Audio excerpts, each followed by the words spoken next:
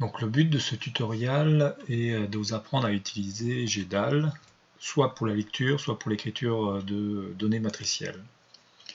Donc si je dois lire une image, je dois bien sûr importer GDAL de OSGeo. Donc ça ressemble beaucoup au début à ce qu'on fait avec OGR. Ensuite, j'utilise une commande qui dit que je vais utiliser tous les drivers possibles. J'enregistre tous les drivers possibles pour mon programme. Ensuite, je vais définir le nom d'un fichier que je veux lire. Donc, je prends un exemple que j'ai déjà de disponible. Je définis le chemin.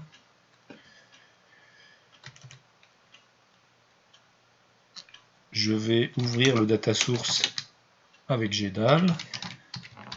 Ça ressemble beaucoup à ce qu'on fait avec OGR.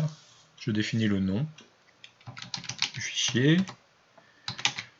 Et ici, je peux ajouter une information qui dit que je veux ouvrir le fichier juste en lecture.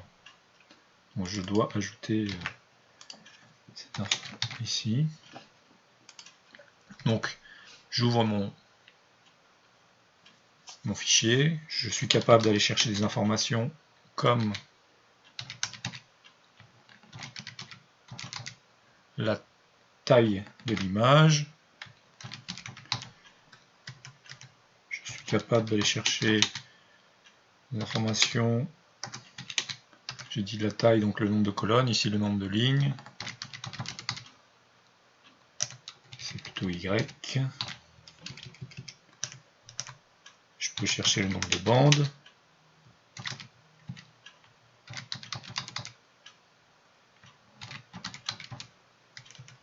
Je peux les imprimer.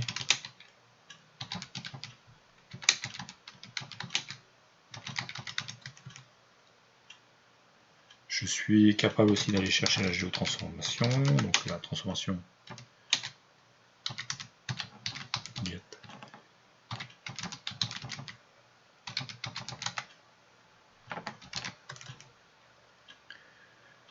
Je peux aller chercher des informations sur la transformation qui sont le point d'origine.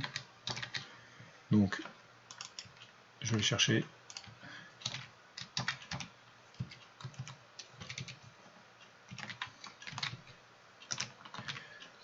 l'origine. Y, il a la position 3.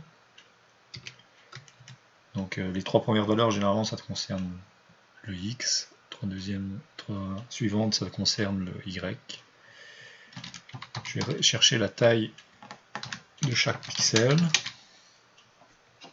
Donc largeur du pixel, c'est l'information numéro 1.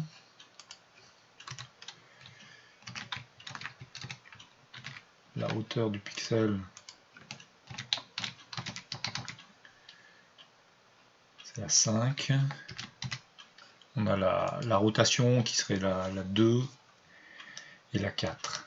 Rotation au niveau des X et au niveau des Y. Je peux aller chercher une bande dans l'image. Je fais ds, get, raster band.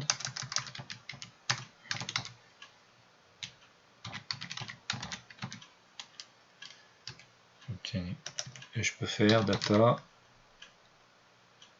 Je peux aller chercher les données de la bande. Donc je fais bande, read as array.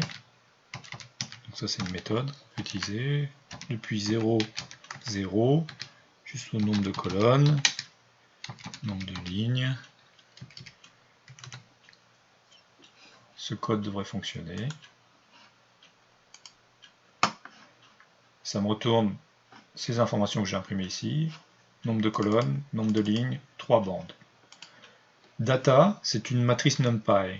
Donc je peux, comme je le disais, aller chercher sur cette matrice le max, pixel avec la valeur max, pixel avec la valeur min. J'imprime, 255 c'est le max, 5 c'est le min.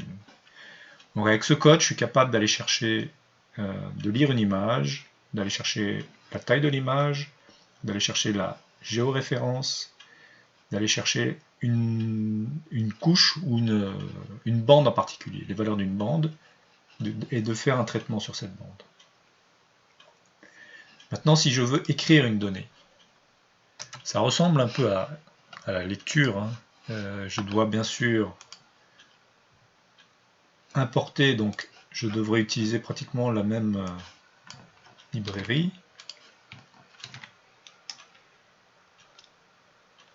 Je vais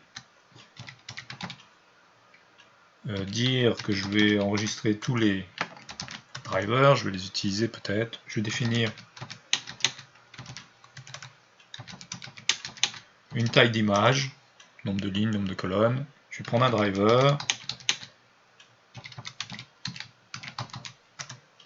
Je vais dire géotif par exemple. Je vais prendre un driver géotif, je vais créer une image géotif. Je vais créer une image à partir du driver avec la méthode create. La méthode create, elle a besoin du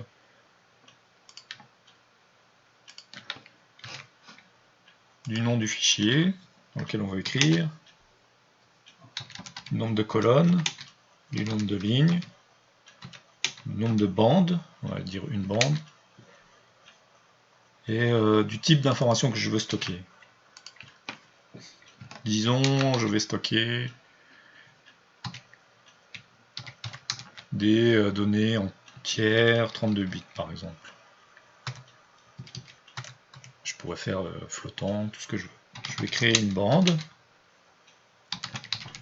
La donnée est créée, il y a une bande qui est créée, qui est vide en fait. Il faut que j'alimente cette bande.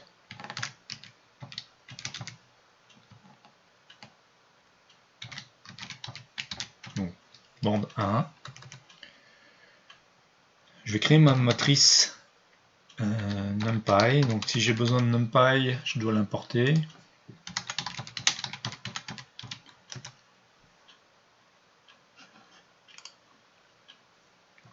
Une matrice de 0, je peux utiliser la méthode de NumPy.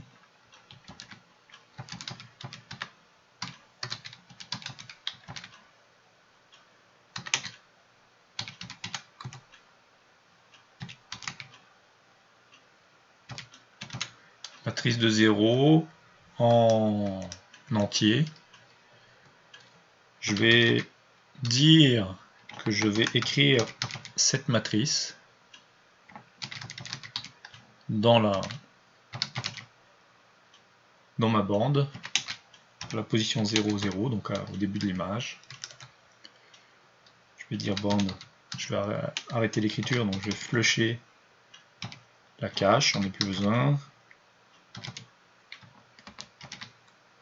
Je peux ajouter une donnée pour dire que il y aura des données sans valeur, donc j'associe un code qui sera moins 99 et j'efface ma donnée. Donc théoriquement, si j'exécute ça, ça va me créer une image TIFF de 50 par 50, finalement avec des zéros, donc l'image va être noire.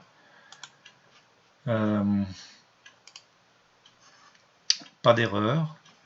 Je peux alors aller voir le fichier s'il a été créé. Je vais aller voir sur mon disque. Il est là. Donc j'ai une image sans référence, hein, parce que j'ai pas mis de référence. Donc 0, 0, à peu près 50-50. Donc une image de 50 par 50 pixels, noire, parce que j'ai pas mis de valeur. Donc avec ce code, je suis capable d'écrire le résultat par exemple d'un calcul matriciel, de l'écrire sous forme d'image, et de pouvoir le lire avec un logiciel de traitement d'image ou de géomatique.